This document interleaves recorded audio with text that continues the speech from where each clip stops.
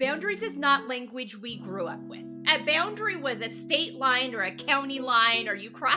It just wasn't like something we applied to our emotional and mental well-being at all. One of the things that I think is also important is that if you have a boundary that gets crossed and gets crossed and then gets crossed over and over again, you need to really think about why. So for me, I had a time with my father where he and I didn't have a good relationship. Something would happen and we would have a large blowout, and it would be very mentally exhausting for me. And I would be like, well, that's it. I'm cutting him off. I don't need to see him. My daughter won't see him. We won't see him. And I would go too far. I'd move the pendulum too far.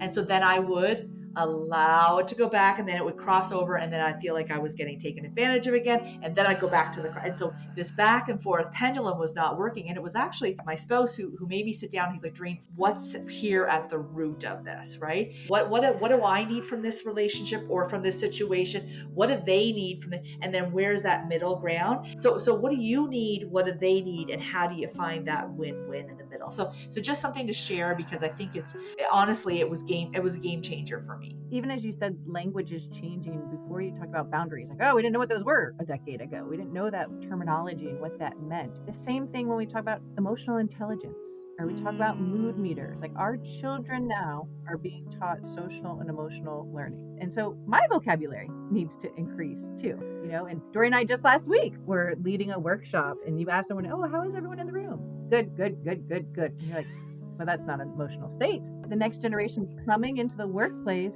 No, they can say, I'm tired, I'm overwhelmed, I'm irritated. They have an in-tune that we naturally were supposed to suppress. And that was a part of the emotional labor and the weight that we have to master as women, as mothers, as educators, but that is also a part of the framework when we talk about emotional intelligence. Yes, it's this self-recognition, right? But it's also the regulating. Your breath can be your first word. And we're okay with silence, right? Now, inside, I might be just a turmoil inside in this hurricane inside my body. I'm taking a deep breath. I'm observing before I respond and say anything.